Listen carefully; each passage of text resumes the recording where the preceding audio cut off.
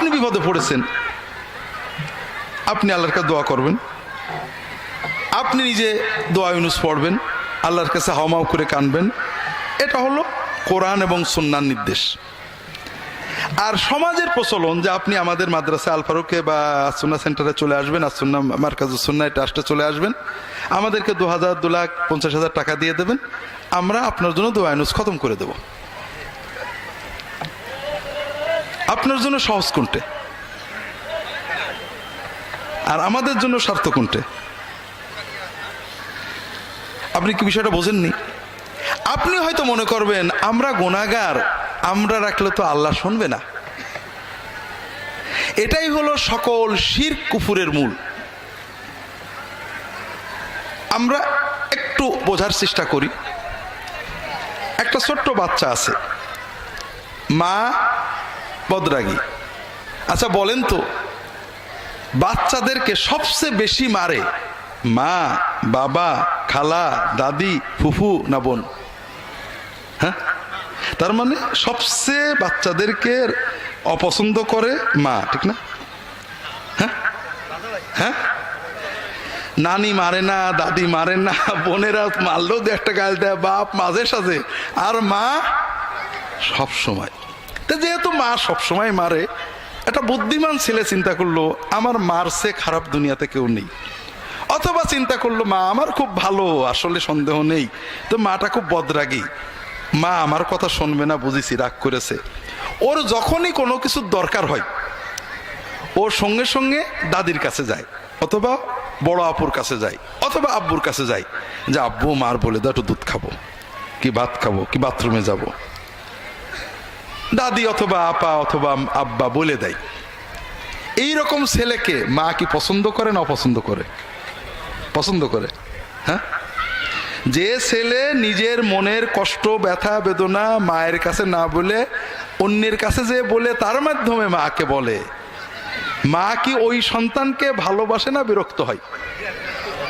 যদি কোনো সন্দেহ থাকে বাড়ি যেয়ে মায়ের কাছে বা বউয়ের কাছে জিজ্ঞেস করে দেখেন। মায়ের মাতৃত্বের দাবি হলো যে সন্তান তার কথা সবচেয়ে আগে কাকে বলবে? মাকে বলবে। যে সন্তান মাকে না বলে আগে অন্য কাউকে বলে, সে মায়ের মাতৃত্বকে অপমান করে। বুঝতে পারেননি? আমাদের রব রব্বুল আলামিন, আল্লাহর রুবুবিয়তের দাবি হলো যে আমার সকল কথা প্রথমে কাকে বলবো? কোন বান্দা যদি বিপদে আপদে তার কথা আল্লাহকে না বলে অন্যের কাছে বলে, আল্লাহর রুবুবিয়তকে অপমান করে। কথা বোঝেন? যদি কেউ মনে করে মা বদরাগী, মা আমার কথা শুনবে না, আরেকজনকে দিয়ে বলায়, রাত দিন কিছু হলেই খালি বাপের দিয়ে দাদির দিয়ে বলায়, ওই ছেলেকে মা দেখতে পারে না, বিরক্ত হয়। কারণ ও মাকে পরিবারের সামনে অপমান করেছে। ঠিক না ভাই? যে ছেলে, যে বান্দা বিপদে আপদে কষ্টে আল্লাহর কাছে না চেয়ে অন্যর দিয়ে আল্লাহর কাছে চাওয়াই, ওই বান্দাকেও আল্লাহ দেখতে পারে না। সে আল্লাহ রুবুবিয়তকে অপমান করেছে।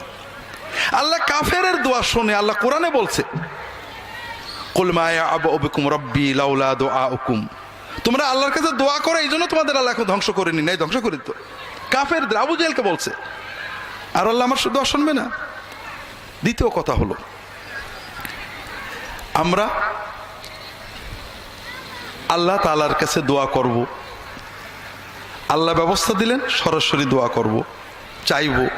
আমরা নিয়ম করলাম হুজুরদের মাধ্যমে চাইব। আরো মজার ব্যাপার দেখেন, আপনি বিপদে পড়েছেন, আর বিপদে পড়লে হাদিস শরীফে সহিহ হাদিস আসছে, দোয়া ইউনুস পড়ে আল্লাহর কাছে চাইলে আল্লাহ কবুল করে। দোয়া ইউনুস মানে কি? লা ইলাহা ইল্লা আনতা সুবহানাকা ইন্নী কুনতু মিনাজ জালিমিন। লা ইলাহা ইল্লা আনতা, আল্লাহ তুমি ছাড়া কোনো মাবুদ নেই। তার মানে বিপদে পড়ে ডাকার মতো, বিপদ থেকে তরানোর মতো, বিপদগ্রস্তকে রক্ষা করার মতো, বিপদগ্রস্তের ডাক শোনার মতো আল্লাহ তুমি ছাড়া কেউ নেই। ইন্নী কুনতু মিনাজ জালিমিন, আল্লাহ আমি অন্যায় করে ফেলেছি। এর অর্থ কি? যে আমাদের উপরে যে বিপদ আপদ গজব কষ্ট আসে আমাদের অন্যায়, ঠিক না?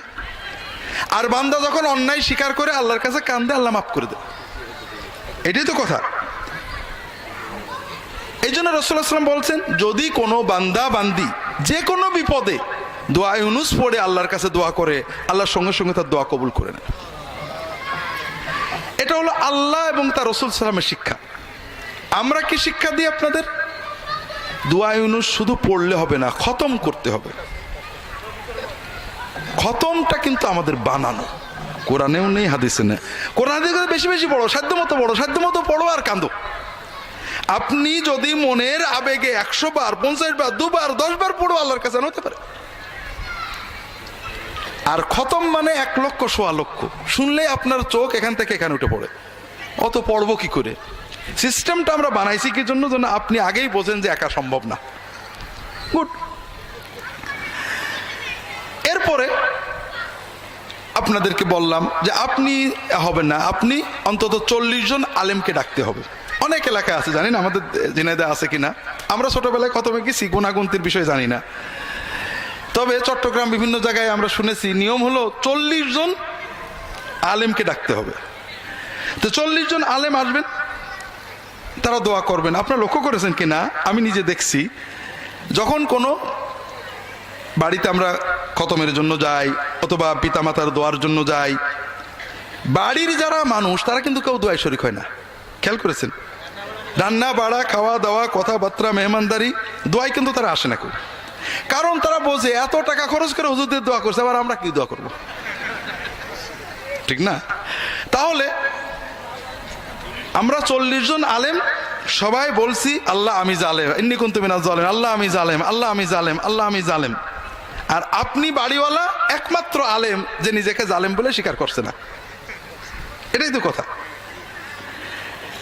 আচ্ছা, বিপদটা আসছে কার? আপনার। কার অন্যায় আসছে? আপনার। আর আমরা 40 জন হুজুর বললাম আমি জালেম, আমি জালেম, আপনি একবারও স্বীকার করলেন না। তাই বিপদ কোন যাই।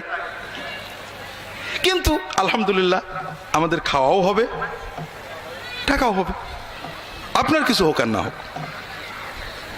তো এই জন্য এটা আমাদের সিস্টেমটা আপনার উপযোগী না। আর আল্লাহ এবং তার রাসূল সাল্লাল্লাহু যেটা দিয়েছেন সেটা আপনার উপযোগী। এতে আপনার আরেকটা লাভ আছে। এটা আমার যে অনেকগুলো ঘটনা আছে আমার জীবনের। একটা ঘটনা আমি বারবারই বলি, যারা অনলাইনে আমার লেকচার শোনেন তারা অনেকে রিপিটেডলি শোনেন, কিন্তু সবাই তো আর অনলাইন শোনেন না। এজন্য বলি আপনাদের অনুভবের জন্য, যে আমরা অনেক সময় আল্লাহ তাআলার কাছে দোয়া করার মজাটা বুঝি না। আমি যখন ইসলামিক টিভিতে কাজ করি, আমি কোন কোন বারে লাইভ করতাম সবাই জানে। আর লাইভ স্টুডিওতে ঢোকার অন্তত 1 ঘন্টা আগে পৌঁছে দিতে হয় টিভিতে। তো সম্ভবত একদিন মঙ্গলবারে স্টুডিওতে যাওয়ার আগে বসে আছি রেডি হয়ে, হঠাৎ 2 জন আসছেন, যতটুকু মনে আছে, যে স্যার আমাদের বাড়ি ঢাকাতে বিজয়নগরে, একটা বিপদে পড়ে আসলাম, আমার কিছু জমি আছে বিজয়নগরে, জমির দলিলগুলো একজন ডেভেলপারকে দিছিলাম, কয়েক কোটি টাকার সম্পত্তি, সেখানে হাই রাইজ বিল্ডিং করার জন্য। এখন ডেভেলপার জমির দলিল ফেরতও দিচ্ছে না, এগ্রিমেন্টও করছে না, টাকাও দিচ্ছে না। আর এরা তো বড় বড় কোম্পানি অনেক সন্ত্রাসী পোষে, আমার পক্ষে দলিল বের করার ক্ষমতা নেই। আমি খুব দুশ্চিন্তায় আছি, খুবই মনোকষ্টে, টেনশনে আছি। অনেকেই বলছে অমকের কাছে যাও, জেন দিয়ে বের করে দেবে, অমকের কাছে যাও, তদবিরে হয়ে যাবে। তবে আপনারা ইসলামিক টিভিতে বলেন যে তদবির বা জেন দিয়ে এগুলো করলে ইমান থাকে না, তাই আপনার কাছে আসছি। আমার যদি কোনো সুন্নাত সম্মত ব্যবস্থা আপনি বলতেন, আমল তদবির, তাহলে দেখেন ভাই এই ধরনের কোনো আমল তদবির তো জানা নেই। তবে আল্লাহর কাছে চাইলে তো আল্লাহ দেন। মানুষের বিপদ থেকে রক্ষা পাওয়ার জন্য, মানুষের জুলুম থেকে বাঁচার জন্য রাসূলুল্লাহ সাল্লাল্লাহু আলাইহি ওয়াসাল্লাম কিছু দোয়া শিখিয়েছেন, সুন্নত দোয়া। তো আপনি আমার রাহে বিলায়াত বইটা দিলাম, যে আপনি এই দোয়াগুলো দাগ দিয়ে দিলাম, এই দোয়াগুলো মুখস্থ করে অর্থসহ, সবচেয়ে ভালো হয় তাহাজ্জুদে পড়বেন, নামাজে সেজদায় যে আল্লাহর কাছে যতটুকু মনের আবেগ চোখের পানিতে চাইতে থাকবেন, বারবার পড়বেন, দোয়া মাসুরাই পড়বেন, নামাজ শেষ করে আল্লাহর কাছে কেঁদে কেঁদে বলবেন। এগুলো বলতে থাকেন, হয়তো আল্লাহ দিয়ে দিতে পারে। এরপরে বিষয়টা মূলত আমি ভুলেই গেছি। মাসখানেক সম্ভবত পরে এসে ওই ভদ্রলোক আসছেন, বলে স্যার একটা সুখবর, কোনো বলা নেই কওয়া নেই, ওই লোকটা আমার বাড়ির দরজায় এসে বেল দিয়ে আমার ওই দলিলগুলো দিয়ে চলে গেল। তো আলহামদুলিল্লাহ, মাশাআল্লাহ, আল্লাহর দয়া, আল্লাহর দয়া, আপনার সুন্নত দোয়া দিয়ে আল্লাহর কাছে দোয়া করেছেন, আল্লাহ কবুল করেছেন। তো না স্যার, তারপরে আমার মনটা খারাপ। কেন? যে আমি গত 1 মাস আপনার কথা মতো তাহাজ্জুদ পড়ছিলাম, আর তাহাজ্জুদের সেজদায় দোয়াগুলো পড়তাম, তে খুব শান্তি পাচ্ছিলাম, মনটা এত ভালো লাগতো। এখন আমার মনে হচ্ছে যদি আরো 6 মাস পরে আমার দলিলটা দিত তাহলেই ভালো হতো।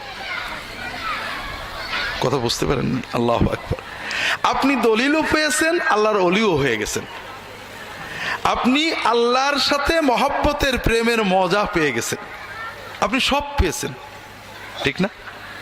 কিন্তু আপনি আমার কাছে এসে বসে থাকতেন, তাবিজ একটা নিয়ে যেতেন, আমার কাছে 1 লাখ টাকা দিয়ে যেতেন, আমি জেন চালান দেওয়ার কথা বলতাম, আপনি কিছুই পেতেন না।